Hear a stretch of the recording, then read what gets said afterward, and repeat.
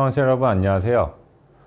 지난 시간에는 해방 직후부터 1950년대까지의 한국 경제 상황에 대해 살펴보았습니다. 이번 시간에는 1960년대 한국 경제에 대해 살펴보겠습니다. 한국 경제는 1960년대부터 빠르게 성장하였습니다. 1962년부터 1971년까지, 그러니까 제1차 및 제2차 경제개발 5개년 계획이 추진되는 기간 동안 한국 경제의 연평균 성장률은 8.7%로 상당히 높았습니다. 특히 광공업 부문의 연평균 성장률은 16.8%에 달했습니다. 1960년대 들어와 한국 경제가 이처럼 눈부신 성장을 할 수 있었던 이유는 무엇일까요? 이번 시간에는 이에 대해 확인해 보겠습니다. 1960년대 한국 경제의 특징 중 하나는 경제개발 계획을 본격적으로 추진했다는 점입니다. 우선 이와 관련된 내용부터 살펴보겠습니다. 지난 시간에 1950년대 원조는 한국 경제가 재건되는 데 매우 중요한 역할을 했다고 말씀드렸습니다. 그런데 1960년대 들어와서는 원조에 대한 의존을 줄여야 했습니다. 한국에 대한 원조를 주도해온 미국의 원조 정책이 1950년대 말부터 바뀌고 있었기 때문입니다. 미국은 재정적 부담을 줄이고자 대외 원조는 가능한 줄이고 차관으로 전환하는 방향으로 나아가고 있었습니다. 원조와 달리 차관을 들여오면 다시 갚아야 합니다. 따라서 한국 정부도 보다 계획적으로 경제를 운영할 필요성을 느끼게 됩니다. 그래서 이승만 정부는 1959년 경제개발 3개년 계획을 수립했습니다. 그리고 이듬해 들어선 장면 정부도 1961년 경제개발 5개년 계획을 수립했습니다. 하지만 이 계획은 5.16 군사정변으로 인해 발표되지 않았습니다. 1961년 군사정변을 통해 들어선 박정희 정부 역시 경제개발 계획을 추진했습니다. 정부는 먼저 계획 수립 및 추진을 위해 경제기획원을 설립하고 개발계획 수립뿐만 아니라 정부 예산 편성, 외자, 기술 도입 및 배분 등도 담당토록 하는 등 막강한 권한을 부여했습니다. 경제기획원은 1959년 경제개발 3개년 계획, 장면 정부의 경제개발 5개년 계획 등을 참고하여 제1차 경제개발 5개년 계획을 수립하였습니다. 이 계획에서는 자립경제 달성을 위한 기반 구축을 목표로 삼았으며 연평균 경제성장률 목표를 7.1%로 설정하는 등 목표치를 높게 잡았습니다. 계획에는 철강, 중석개발, 시멘트 비료 정유공장, 제철소 건설 등 109개의 건설 프로젝트도 담겨 있었습니다. 당시 한국 경제에 영향을 미치고 있던 미국은 이러한 의욕적인 목표 설정에 반대했습니다. 미국은 많은 프로젝트를 나열한 것이 원조를 획득하기 위한 것은 아닌가 의심했고 목표를 낮출 것을 요구해 왔습니다. 결국 계획은 1963년 수정되었는데 새로운 계획에서 1964년부터 1966년까지의 평균 성장률을 5%로 하향 조정했습니다. 계획 추진의 가장 큰 걸림돌은 자금 확보였습니다. 계획을 실행하기 위해서는 25억 달러의 내자 및 외자를 확보해야 했습니다. 충분한 투자 자금을 마련할 수 있느냐가 관건이었던 만큼 여러 형태로 투자 자금을 확보하기 위한 시도가 이루어졌습니다. 우선 1962년 6월 통화개혁이 이루어졌습니다. 화폐 단위를 환에서 원으로 바꾸었으며 환가 비율은 10대 1이었습니다. 즉 10환을 1원으로 바꿔준 것입니다. 투자자금 확보와 관련해 보다 중요한 것은 통화의 일부만 교환해주고 나머지 예금은 동결시켰다는 점입니다. 이와 관련해서는 나중에 다시 상세히 살펴볼 예정입니다. 참고로 통화개혁의 성과는 그리 크지 않았습니다. 투자자금 확보를 위해 1965년 9월 금리 현실화 조치도 이루어졌습니다. 물가 상승률이 높아 실질 금리가 마이너스이던 상황에서 저축을 촉진하기 위해 금리를 대폭 올린 것입니다. 이와 관련해서도 나중에 상세히 살펴보겠습니다. 해외로부터 투자 자금을 확보하기 위해서는 외국 상업 차관에 대해서 정부가 지급을 보증하는 제도를 마련했습니다. 1962년 7월 제정된 외국 차관 지급 보증법이 바로 이와 관련된 법입니다. 민간이 들여오는 상업 차관에 대해서 정부가 보증을 선 이유는 무엇일까요? 당시 국내 기업들은 외국에 거의 알려져 있지 않았으므로 외국으로부터 차관을 들여오기가 매우 어려웠습니다. 외국 금융기관 입장에서는 전혀 모르는 낯선 저개발국의 기업에 돈을 빌려주기가 망설여졌을 것입니다. 이러한 상황에서 정부가 보증을 서주면 아무래도 외국 금융기관이 돈을 빌려줄 가능성은 높아질 것입니다. 1965년 한일 국교 정상화 역시 투자자금 확보와 관련이 있습니다. 국교 정상화 과정에서 양국 정부는 일본이 한국에 10년간 무상자금 3억 달러, 장기 저리 차관 2억 달러의 청구권 자금과 3억 달러 이상의 상업 차관을 제공토록 하기로 합의했습니다.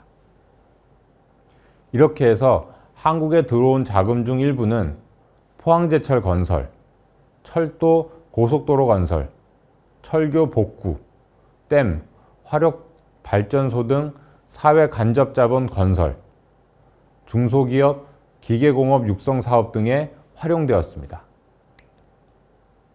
그렇다면 이러한 투자자금 확보 노력은 당시 한국 경제에 얼마나 도움이 되었을까요? 표는 1950년대 이후 투자율과 저축률의 추이를 나타내고 있습니다. 투자율을 보면 1950년대 12%에서 1960년대 20%로 크게 상승했습니다. 국내 저축률은 같은 기간 4.2%에서 10.5%로 6%포인트 이상 상승했고 해외 저축률은 7.9%에서 9.1%로 1.2%포인트 상승했습니다. 해외 저축률 상승폭이 생각보다 작은데 1950년대에는 해외 저축에서 원조가 상당한 비중을 차지했다는 점을 고려할 필요가 있습니다. 한 연구에 따르면 1960년대 해외 저축은 당시 경제 성장률을 2배로 끌어올린 것으로 평가되고 있습니다. 예를 들어 1962년부터 1966년, 그러니까 1차 5개년 계획 기간 중 경제 성장률은 7.9%였는데 해외 저축이 없었다면 성장률은 3.8%에 그쳤을 것으로 추정되고 있습니다. 이와 같은 투자자금 확보 정책은 부작용을 낳기도 했습니다. 기업들이 정부 보증을 배경으로 무리하게 상업 차관을 들여온 결과 상업 차관 원리금 상환이 본격화된 1970년대 들어와 돈을 갚지 못하는 기업이 속출하고 이 가운데 일부가 사채 시장에 의존하게 되는 등 심각한 문제가 발생했던 것입니다. 결국 재계에서 정부에 대책을 요구하게 되었고 1972년 8.3 긴급경제조치가 단행되었습니다. 이 조치는 기업의 사채를 조정해주는 등의 내용이 담겨 있었는데 그 구체적인 내용에 대해서는 역시 나중에 자세히 살펴보겠습니다. 지금까지는 1960년대 경제개발 계획이 추진되었으며 계획 추진에 필요한 투자 자금을 마련하기 위한 여러 정책이 시행되었음을 확인했습니다. 1960년대 경제발전과 관련해 또 하나 주목할 것은 수출 주도형 성장이 추진되었다는 점입니다. 1960년대 이후 고도 성장이 가능했던 데에는 경제개발 계획을 수립해서 추진한 것도 중요했지만 생산된 제품을 팔 수 있는 수요처를 확보해 수출을 늘릴 수 있었던 것도 중요하게 작용했습니다. 그런데 한국 정부가 경제개발 계획을 처음 수립할 때부터 수출 주도형 성장 전략을 추진한 것은 아닙니다. 그보다는 1960년대 초반 예상보다 수출, 특히 공산품 수출이 호조를 보이자 수출 주도형 성장 전략을 추진하는 것으로 전략을 수정했다고 보는 것이 더 적절합니다. 이 표는 제1차 5개년 계획 기간 중 수출 계획과 실적을 나타낸 것입니다. 항목명이 좀 낯선데 음식료 및 산동물은 농수산물을, 비식용 원료는 광산물을, 원료별 제품은 공산품을 나타낸다고 보시면 되겠습니다. 표를 보시면 처음 계획 수립 시에는 농수산물과 광산물 중심으로 수출하는 것으로 되어 있었음을 알 수 있습니다. 1963년 계획을 보면 농수산물은 2,320만 달러, 광산물은 2,940만 달러인 반면 공산품은 640만 달러에 불과합니다. 그런데 1963년 실적을 보면 수출액이 계획과 전혀 다른 양상을 보이고 있습니다. 농수산물과 광산물은 당초 계획을 밑돌고 있는 반면 공산품 수출액은 전년 620만 달러에 비해 급증하여 2,810만 달러로 계획의 4.5배 정도에 이르고 있으며 농수산물과 광산물 수출액을 웃돌고 있습니다. 당시 수출이 급증한 품목은 철강제, 하판, 면포 등이었습니다. 그렇다면 1963년 공산품 수출액이 갑자기 증가한 이유는 무엇일까요? 당시 미국을 비롯한 선진국의 산업이 고도화되면서 선진국에서는 노동집약적 경공업이 사양산업이 되고 있었습니다. 따라서 선진국의 노동집약적 공산품에 대한 수입 수요가 증가하고 있었습니다. 게다가 미국 시장에 소비재를 공급하던 일본도 중화공업화를 추진하면서 수출 구조가 달라지고 있던 상황이었습니다. 1963년 한국의 공산품 수출 급증은 이러한 상황에서 발생한 기회의 창을 효과적으로 활용한 결과라고 이야기할 수 있습니다. 이렇게 1963년 공산품 수출이 호조를 보이자 제1차 5개년 계획을 수정하는 과정에서 공산품 수출 목표가 크게 증가하게 됩니다. 1964년을 보면 당초 계획은 830만 달러였는데 4,650만 달러로 6배 가까이 증가했습니다. 공산품 수출에 대해 그만큼 자신감이 생겼던 것입니다. 그러면서 그동안 국제수지 개선 수단으로 인식했던 수출을 이제는 산업 발전의 동력으로 간주하게 됩니다. 이렇게 되자 수출을 지원하기 위한 정책도 보다 체계적으로 정비되게 됩니다. 수출용 원자재나 수출 산업의 자본재를 수입할 때 관세를 감면해 주는 등 조세상 혜택이 제공되었으며 수출 활동과 관련해서 각종 금융상 혜택이 제공되기도 했습니다. 또한 대한무역진흥공사, 즉 호트라가 출범하여 해외 네트워크 형성, 수출 마케팅, 시장 정보 수집 등의 역할을 수행하면서 국내 수출업자의 해외 시장 개척 활동을 지원하기 시작했습니다. 당시에는 이러한 수출 지원 제도의 혜택이 수출 규모를 기준으로 부여되었습니다. 산업, 지역 등과 무관하게 많이 수출한 기업이 많은 혜택을 누릴 수 있었던 것입니다. 따라서 특정 산업, 특정 기업에 특혜가 부여되기 어려웠는데 이는 부정부패를 줄이고 자원 배분이 효율적으로 이루어지도록 하는 데에 도움이 된 것으로 평가되기도 합니다. 하지만 수출 규모를 기준으로 한 지원 제도가 갖는 한계도 있었습니다. 무조건 수출 규모만 늘리면 유리한 구조다 보니 그에 따른 부작용도 나타났습니다. 가장 큰 문제는 수출과 함께 수입도 증가하는 양상이 지속되었다는 점입니다. 이러한 인센티브 구조하에서는 수입에 의존하는 원자재 등을 국내에서 생산하려 노력할 요인이 부족했기 때문입니다.